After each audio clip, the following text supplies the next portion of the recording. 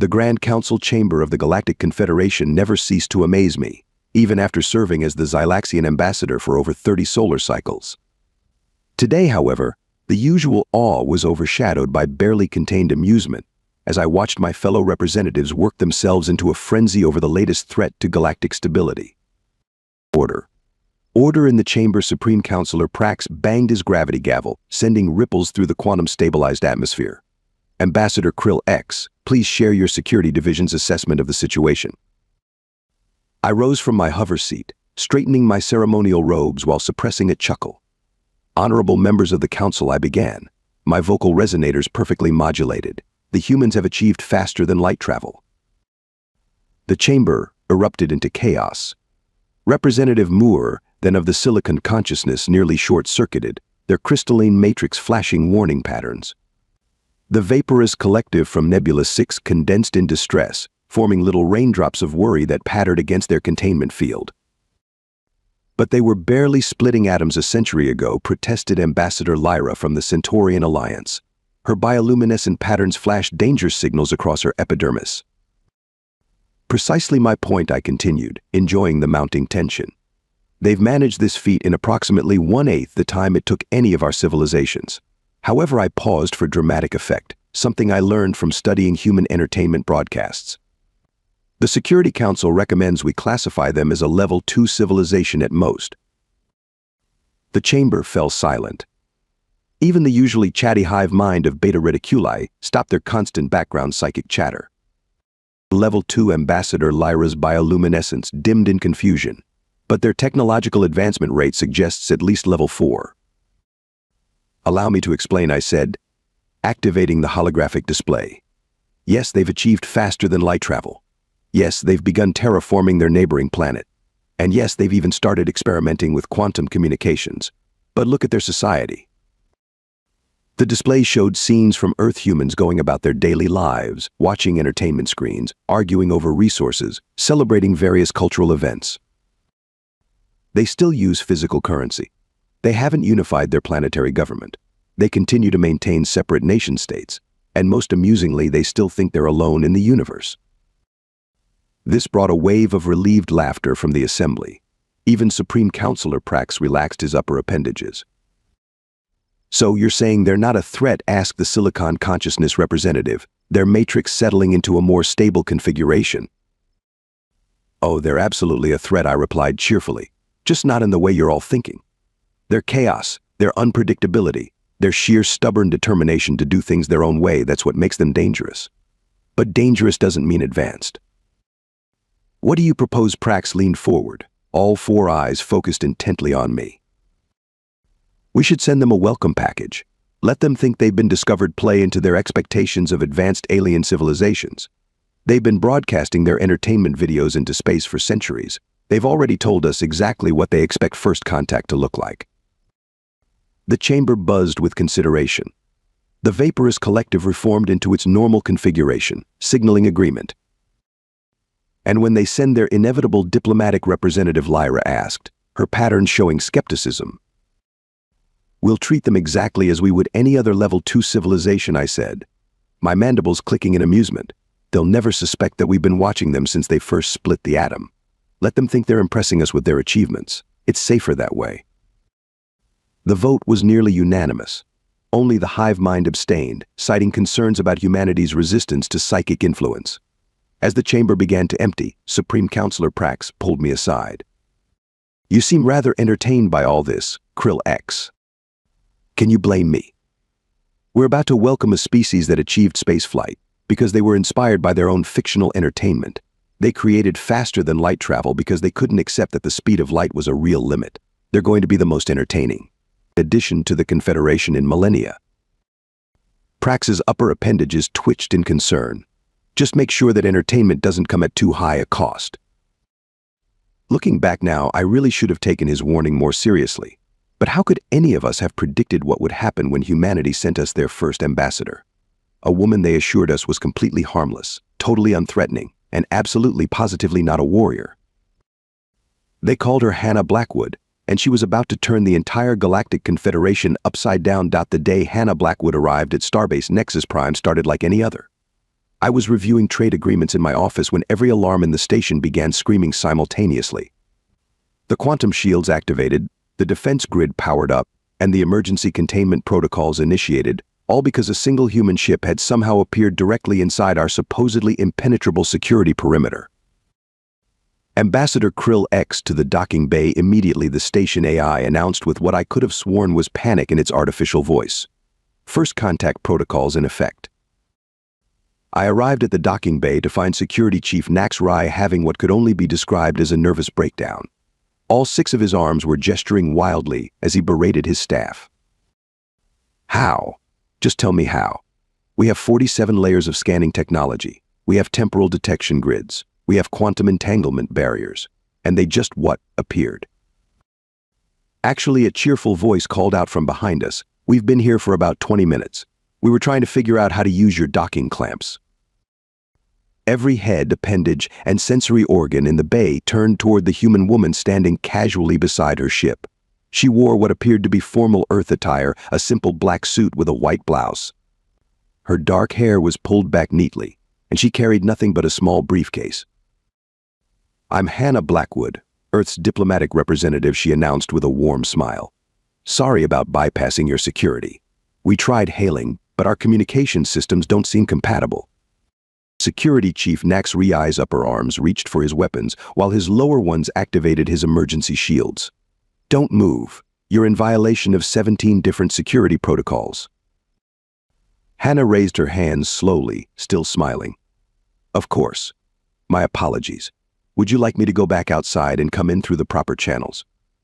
Outside, HFY's voice rose several octaves. "We're in space." "I know," she replied, as if offering to take a casual stroll through vacuum was perfectly normal. "I've got my suit in the ship. Won't take but a minute." I decided to intervene before HFY's head exploded. "That won't be necessary, Ambassador Blackwood. I'm Krill X, Galactic Confederation Ambassador for Diplomatic Relations. Welcome to Nexus Prime." As we walked to the diplomatic wing, I observed our guest carefully. She moved with a grace that seemed at odds with humanity's higher gravity origins. Her vital signs, according to my sensory implants, were remarkably steady for someone meeting aliens for the first time. "I hope you don't mind," she said, "but Earth would like to formally apply for membership in the Galactic Confederation." Behind us, I heard HFY making choking sounds. "Your species hasn't even unified its planetary government." "Oh," that Hannah waved dismissively. "We figured it was easier to achieve faster than light travel than to get everyone on Earth to agree on toppings for pizza, so we decided to focus on the simple stuff first." I couldn't tell if she was joking. This, I would learn, would become a common problem when dealing with humans. The diplomatic wing's AI announced our arrival warning. "Unknown species detected. Threat level unable to compute. Error. Error. Please update classification protocols." "Don't mind that," I assured Hannah. "It does this with all new species." "Oh good," she replied. "I was worried it was because of the quantum fluctuation drive. It tends to confuse most scanning systems." I stopped mid-stride. "The what drive?" "The quantum fluctuation drive. That's how we got past your barriers. The ship kind of exists and doesn't exist at the same time. Makes parking a real pain, let me tell you." HFY, who had been following us at a safe distance, began stress molting. As we entered the diplomatic conference room, Hannah placed her briefcase on the table.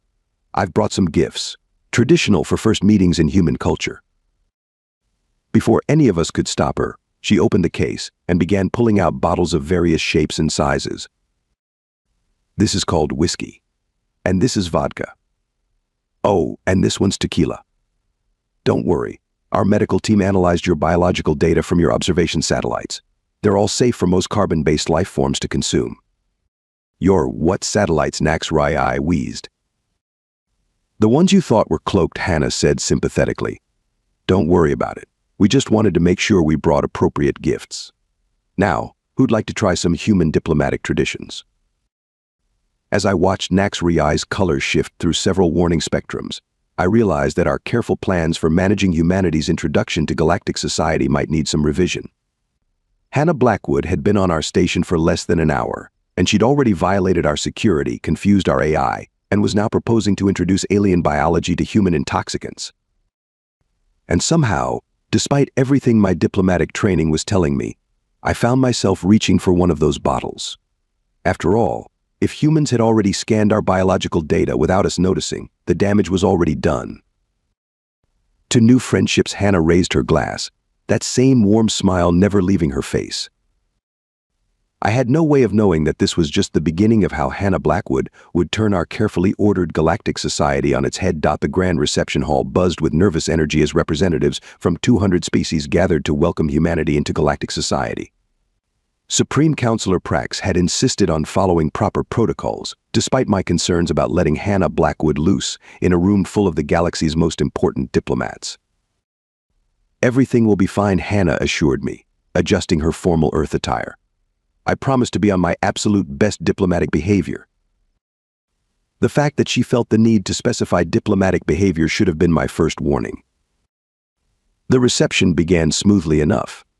Hannah charmed the Silicon consciousness with questions about their quantum processing capabilities. She fascinated the Vaporous Collective by asking about their experiences as a gaseous species. She even managed to make the hive mind laugh, a sound like tinkling crystal that hadn't been heard in the chamber for centuries. Then Ambassador Lyra Zaid rushed into the hall, bioluminescent patterns flashing emergency signals. Pirates. The Crimson Claw fleet just dropped out of hyperspace. They're demanding we hand over control of the station. The room erupted into panic. The Silicon consciousness began backing up their memories. The Vaporous Collective started condensing in fear. Supreme Counselor Prax activated the emergency protocols, causing barrier shields to materialize around the reception hall. Everyone stay calm, Prax announced. Our defense fleet will handle this situation. Actually, Hannah raised her hand like a student in class. I think there might be a problem with that plan. Every eye in the room turned to her. Your defense fleet is currently experiencing some technical difficulties. Their quantum navigation systems seem to be scrambled. What do you mean scrambled? Prax demanded. Well, when we noticed them running battle simulations against Earth ships last week, we might have left them a small gift. A quantum virus that activates when their weapons power up. Nothing harmful. They're just temporarily unable to tell up from down. The silence in the room was deafening. You did what HFY screeched. Don't worry, Hannah said brightly. I can fix this. Would anyone mind if I borrowed the station's communication system? Before anyone could object, she pulled out what looked like a simple metal pen from her pocket. With a quick twist, it projected a holographic interface into the air. Ambassador Blackwood, I said carefully, what are you doing? Oh, just calling for some backup. We had a feeling something like this might happen, so I took the precaution of having a few friends nearby. The main viewing screen flickered to life, showing the pirate fleet approaching. 50 heavily armed ships, their blood-red hulls bristling with weapons. This is Captain Vargas of the Crimson Claw, a gravelly voice announced over the comm. Surrender your station or be destroyed. Hannah stepped up to the communication panel, still smiling pleasantly. Captain Vargas, this is Ambassador Hannah Blackwood of Earth. I'm afraid I can't let you destroy this station. I'm in the middle of a lovely diplomatic reception, and it would be terribly rude to our hosts. Laughter boomed through the speakers. Earth? That primitive backwater? Stand aside, little human. This is galactic business. I was really hoping you'd be reasonable about this, Hannah sighed. She pressed a button on her pen. Protocol Omega, please. Suddenly, the space around the pirate fleet shimpered. 5 human ships phased into existence, appearing from seemingly nowhere. But they weren't warships. They looked more like. Are those cargo haulers? HFY asked incredulously. Civilian transport vessels, actually, Hannah corrected. We try not to militarize our space fleet. Sets a bad precedent. The pirates were laughing so hard their transmission was breaking up. You're threatening us with cargo ships. Oh no, not threatening. That would be very undiplomatic of me. I'm simply introducing you to our gravity manipulation technology. You see those civilian ships? They're about to demonstrate why humans decided artificial gravity was boring. Before anyone could process her words, the human ships activated some kind of field. The space around the pirate fleet began to warp and twist. Their ship started spinning slowly at first, then faster and faster, being pulled into a complex gravitational dance that looked suspiciously like. "Is that the Terran Macarena?" I asked, recognizing the pattern from my studies of human culture. "Jason has a weird sense of humor," Hannah shrugged. "He's the one who programmed the gravity choreography. We find it helps to make potentially stressful situations more entertaining." The pirate fleet, now thoroughly tangled in what appeared to be a gravitational line dance, had gone silent. "Now then," Hannah addressed the stunned pirates. "Would you like to surrender, or should we try the Terran waltz next? I should warn you, it involves a lot more spinning." We surrender." Captain Vargas's voice was notably higher pitched than before. "Wonderful," Hannah beamed. "Please shut down your engines. Our ships will tow you to the nearest authorities. Oh, and we'll need to keep your quantum drives as a small payment for the dance lesson." As the human ships began carefully extracting the pirate fleet from their gravitational tangle, the reception hall remained absolutely silent. The silicon consciousness had crashed and was rebooting. The vaporous collective had solidified in shock. Supreme Counselor Prax's 4 eyes were blinking out of sync. "Well," Hannah turned back to the stunned crowd. "That was exciting. Now, who would like to try some more of that Earth whiskey? I find it pairs wonderfully with post-crisis discussions about gravity manipulation technology trades." I watched as the galaxy's most powerful diplomats scrambled to be the first in line for a drink with the supposedly primitive human ambassador. Somehow, in the span of 10 minutes, Hannah Blackwood had revealed that humans had quantum virus capabilities, undetectable cloaking technology, and could literally make their enemies dance to Earth music using gravity itself. And she did it all without firing a single shot. "You know," she whispered to me as she poured drinks, "we really did come in peace. It's just that humans have a slightly different definition of peaceful problem solving." Looking at her innocent smile, I finally understood why Earth had chosen Hannah Blackwood as their ambassador. She wasn't just harmless. She was humanity's way of showing the galaxy exactly how dangerous harmless could be. The emergency session of the Galactic Confederation Council was the most chaotic I'd ever witnessed. 3 days had passed since the pirate incident, and the political landscape was shifting faster than a vaporous collective in a windstorm. They turned our ships into dance partners. Ambassador Lyra's bioluminescence was strobing in agitation.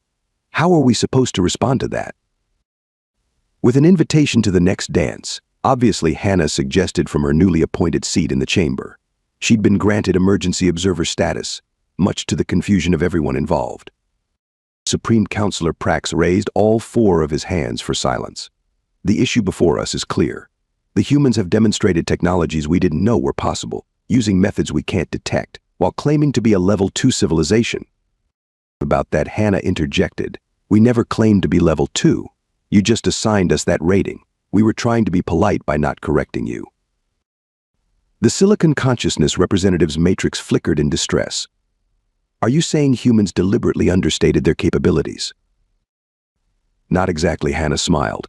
"We just figured it would be rude to show up and announce that your classification system doesn't really apply to us. For instance, your level 5 civilizations master quantum mechanics, right?" Nods and gestures of agreement around the chamber. "Well, we sort of skipped that step. We went straight from splitting atoms to quantum tunneling because one of our scientists got frustrated with conventional physics. She decided the universe was being unnecessarily difficult and found a workaround." "That's not how science works." The silicon consciousness protest caused several nearby data screens to glitch. "Tell that to Dr. Amanda Pierce. She won 3 Nobel Prizes for proving that the impossible was only impossible if you respected its opinion on the matter." I watched in fascination as the council tried to process this information. The hive mind was developing what appeared to be a collective headache. "Let me see if I understand," Prax said carefully. "Humans achieve technological breakthroughs by ignoring the rules." "Not ignoring them," Hannah corrected. "We just treat them more like guidelines. Suggestions, really. For example, your society developed FTL travel by mastering quantum physics over centuries.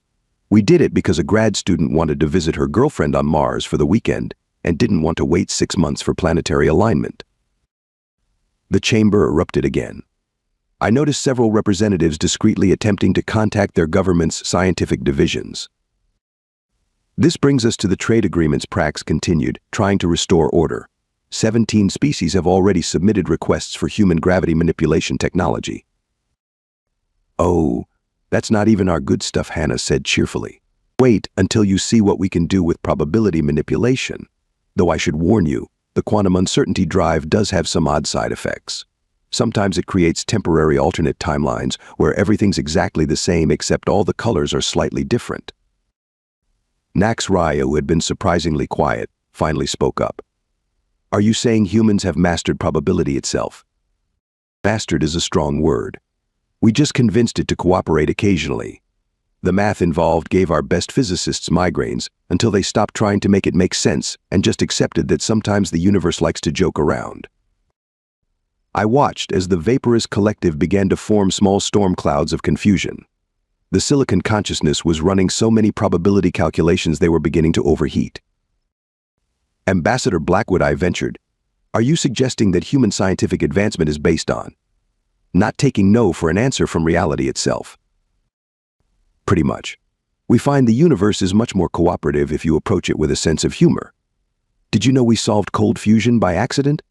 Someone spilled coffee on a quantum computer, and instead of short-circuiting, it achieved perfect atomic harmony for 3 minutes.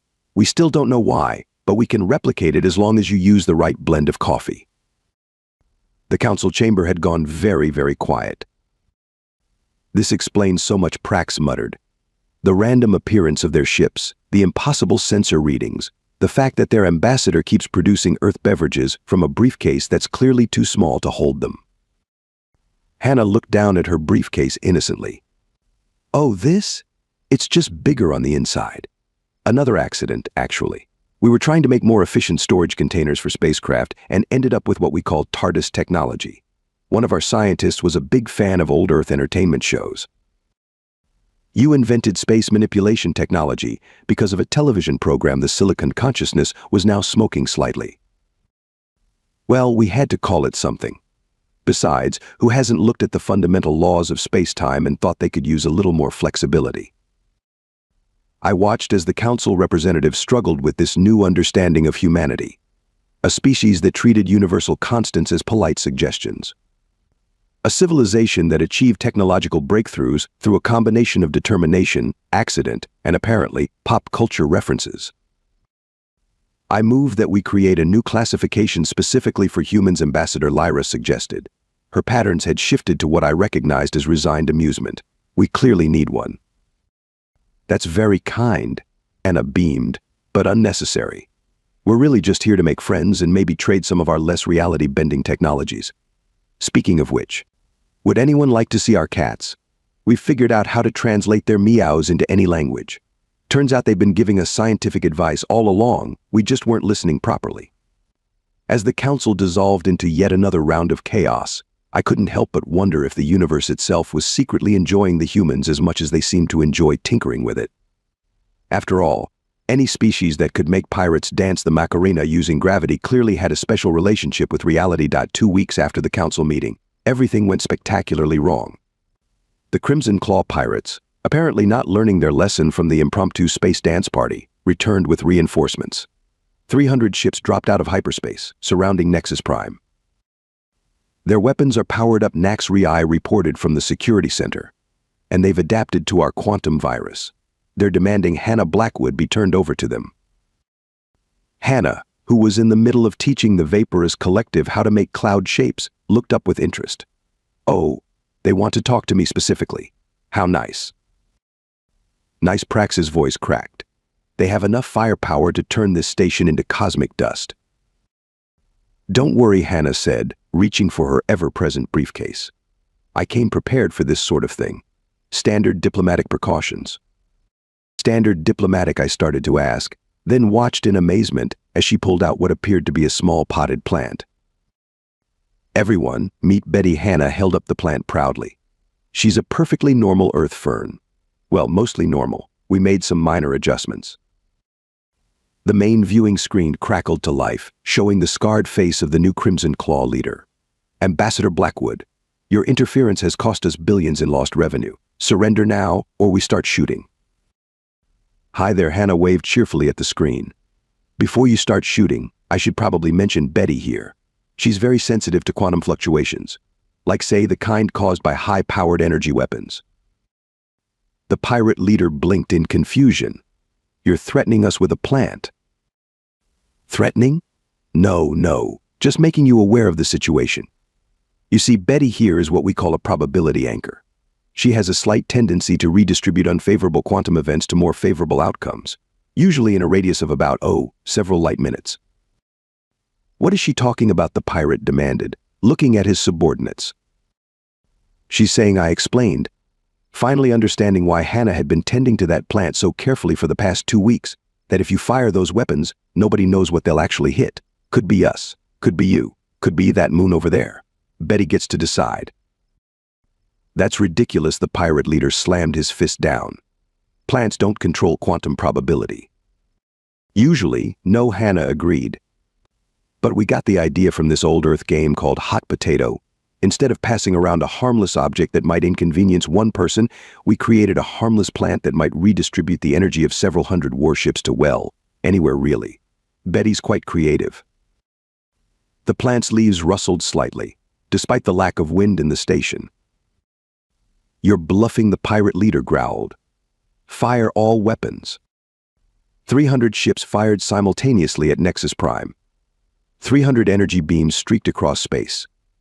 And then, to everyone's astonishment except Hannah's, they turned into butterflies. Not energy patterns that looked like butterflies. Actual, living, multicolored butterflies, now floating peacefully in space. Oh, that's new, Hannah commented, jotting something down in a small notebook. Usually she just redirects the energy.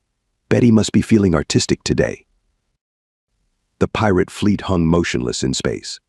The butterfly swarm, seemingly unaffected by the vacuum, began arranging itself into complex patterns.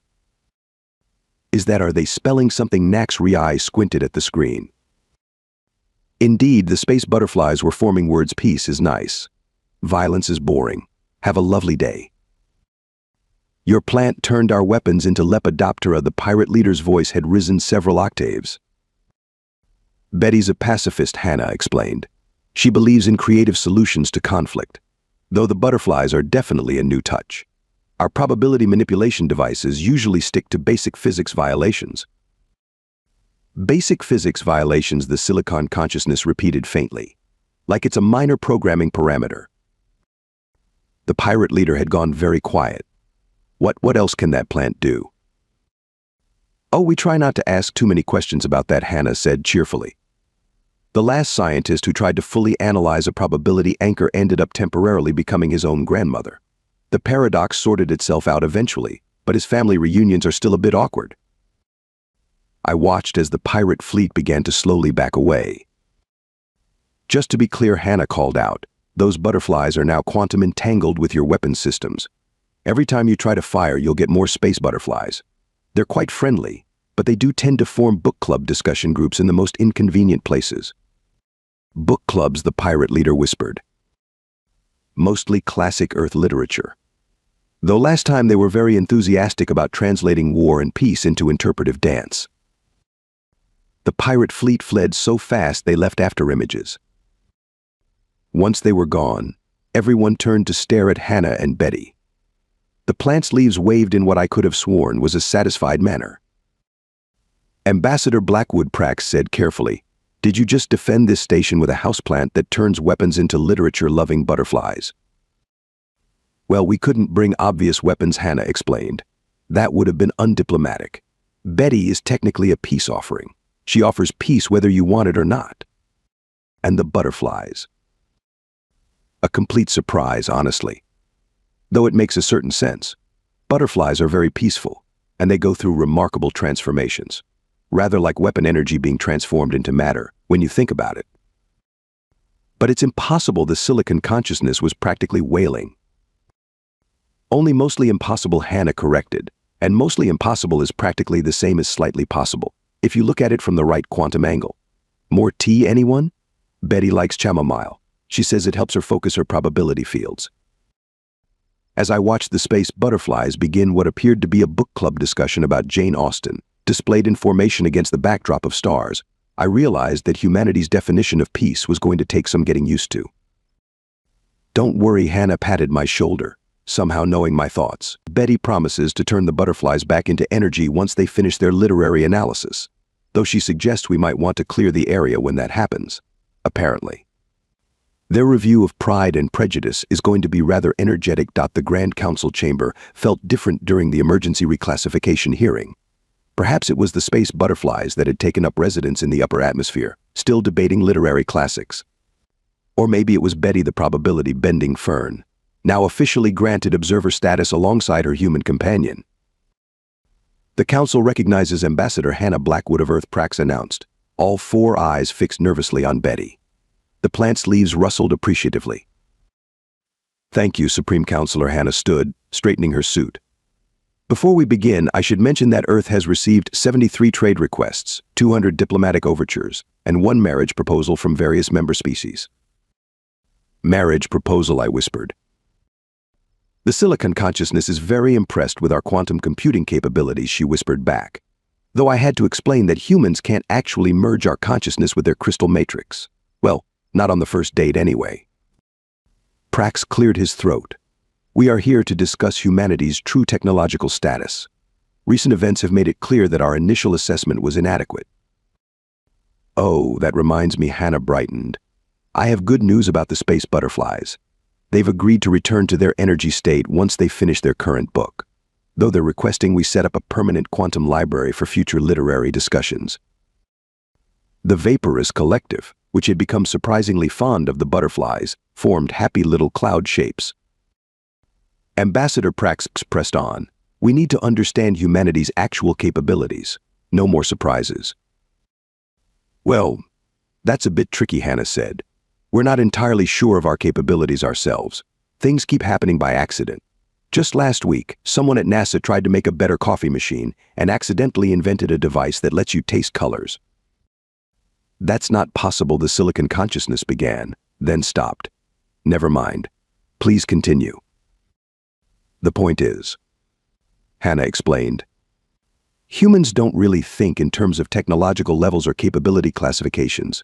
We just see problems and think up solutions. Sometimes those solutions work in ways we didn't expect. Like Betty here, she was supposed to be a simple quantum stabilizer for FTL travel. The probability. Manipulation was a complete surprise. She just decided that was her calling in life. The plant preened. Are you saying, Ambassador, Lyra's bioluminescence pulsed with disbelief, that humanity's greatest achievements are accidents? Not all of them. Some were entirely on purpose, like our planetary defense system. The chamber went very quiet. What planetary defense system? Nax Rai asked carefully. Oh, right. I should probably mention that. See, all those satellites you thought were for entertainment broadcasts. They're actually part of a quantum-entangled network that can temporarily shift Earth slightly out of phase with regular spacetime if needed. We call it the well that's not good protocol. You can move your entire planet out of reality. The silicon consciousness was smoking again. Only for about 20 minutes at a time, though we did accidentally create 17 parallel Earths during testing. They're all slightly different. Earth 7 has purple grass.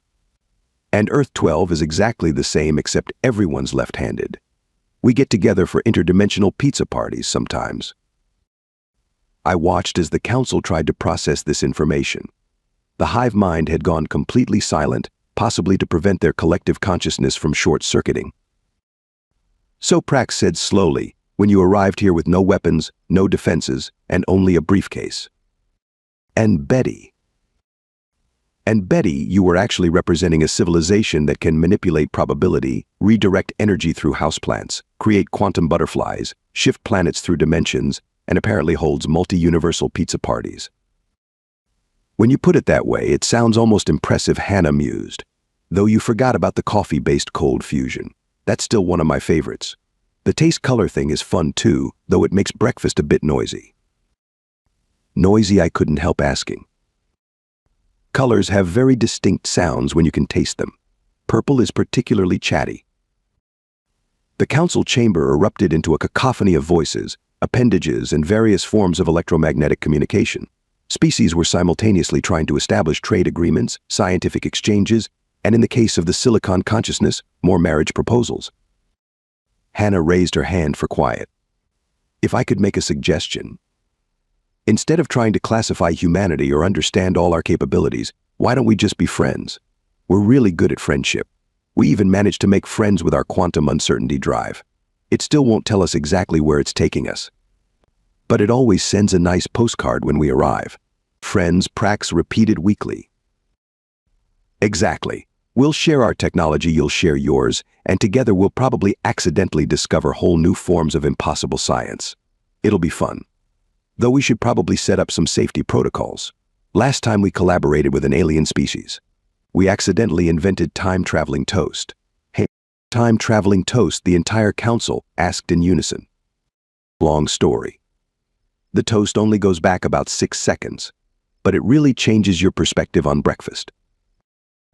As I watched the council dissolve into a mixture of excitement, terror, and resigned acceptance, I realized that humanity had achieved something far more impressive than mere technological advancement. They had made the impossible seem probable, the ridiculous seem reasonable, and turned the entire galaxy's understanding of science into something more akin to an ongoing comedy show. Oh, by the way, Hannah turned to me with that now familiar smile. Earth is hosting an interdimensional food festival next month. Would you like to come? Earth 9 makes amazing anti-gravity sushi. Looking at her innocent expression, at Betty's gently waving leaves, and at the space butterflies now performing a zero-gravity interpretation of Hamlet, I made the only logical choice. I'll bring the quantum-stabilized wine, I said. Hannah beamed. Perfect. Just don't let it near any coffee machines. Last time that happened, we accidentally gave sentience to a sandwich. It's now teaching philosophy at Harvard. And that, dear friends, is how humanity turned the galaxy upside down, made friends with impossible science, and proved that the best way to achieve peace was through a combination of quantum physics, houseplants, and a completely ridiculous approach to the laws of reality.